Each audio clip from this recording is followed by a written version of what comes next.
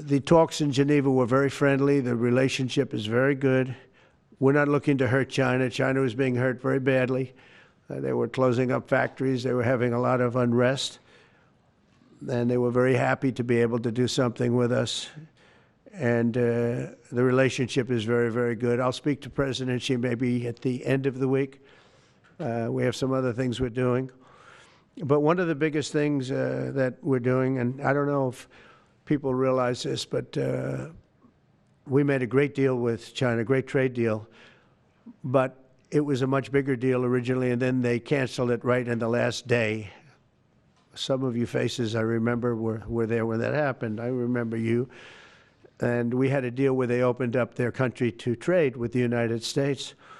And they took that away at the last moment, and then I canceled the whole thing. And then 6 months later, we ended up doing a smaller deal. But it was a big deal. It was $50 billion worth of product that they were going to purchase from our farmers, et cetera.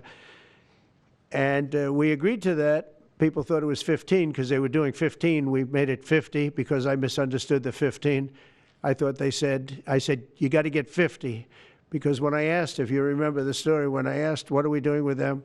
My Secretary of Agriculture at the time, Sonny Perdue, said, sir, it's about 15 billion and we're asking for 15. And I thought he said 50. So I said, so they came back with a deal at 15. And I said, no way, I want 50. Because you said 50. They said, sir, we didn't say that. Anyway, bottom line, I said, go back and ask for 50, and they gave us 50. And they were honoring the deal. And we would call them up a lot for the corn and for the wheat and for everything. They were honoring the deal. And then when Biden got in, they no longer honored the deal. There was nobody to call. I would call on an average of once every 2 weeks to say, come on, you have to speed it up a little bit. And our farmers were doing great. I said to them, buy more land and bigger tractors, if you remember. That's what happened.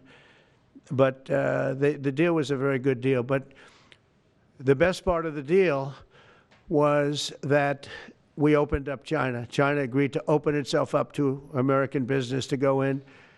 And it would have been a great thing, I think, for China. They would be able to see things that they haven't seen. They would be able to buy products that they had never been able to buy. Would have been great for American business. I think it would have brought unity between China, better unity between China and the United States. And the bottom line is that they canceled it the last day. We were all set to sign it, and then I went a little bit angry. I got a little angry. I said, they canceled the deal. The deal was done. It was all ready to be signed, and people went over. They came back to me, sir, they don't want to sign the opening up China. Well, the biggest thing that we're discussing is the opening up China, and they've agreed to do that. But it's going to take a while to paper it. You know, that's not the easiest thing to paper. But that's the single, I think, to me, some people would disagree. Some people would say we're getting a lot of money with tariffs or whatever. But, you know, especially when you add what we already have. Because remember, we're already getting the 50% on steel and different things. That's not included in these numbers. So you can add that. But the biggest thing to me is the opening up. It would be, I think it would be fantastic for our businesses if we could go in and compete with China. It would be a lot of jobs for China. It would be, I think, at a time when they can frankly use the jobs. And that's what we're talking about. So that's a very, very important element to add. So when Scott, I watched him speak the other day, and I think he didn't want to say it, but I said, it's okay to say it. Look, if we don't get it, we don't get it. But if we don't get it, it won't be a positive thing.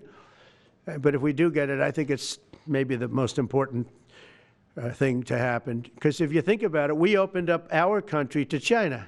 They come, we don't, I mean, they have very few restrictions. And they didn't open their country to us. Never made sense to me. It's not fair. And they've agreed to open China, fully open China. And I think it's going to be fantastic for China. I think it's going to be fantastic for us. And I think it's going to be great for unification and peace. China will also suspend and remove all of its non-monetary barriers. They've agreed to do that. Well, they're very numerous. But again, to me, the biggest thing that came out of that meeting is they've agreed. Now, we have to get it papered, but they've agreed to open up China. I'd like to go back to China just for a second. They're very heavy on the fentanyl. We're charging them, as you know, 20% for the fact that they send fentanyl into our country, and they've agreed that they're going to stop that. And they'll be rewarded by not having to pay hundreds of billions of dollars in tariffs. So the fentanyl should stop. It comes from China. It's amazing. And comes through our southern border, comes through our northern border too, comes through Canada, and comes through our southern border, much more through the southern border. But so that's a very important subject to me, because everybody in this room has lost friends or people that have family members that have died of fentanyl. So there's a big incentive for China to stop, and I take them at their word. They're going to work on that, I think, very hard. And one thing, when they work on something, they get it done.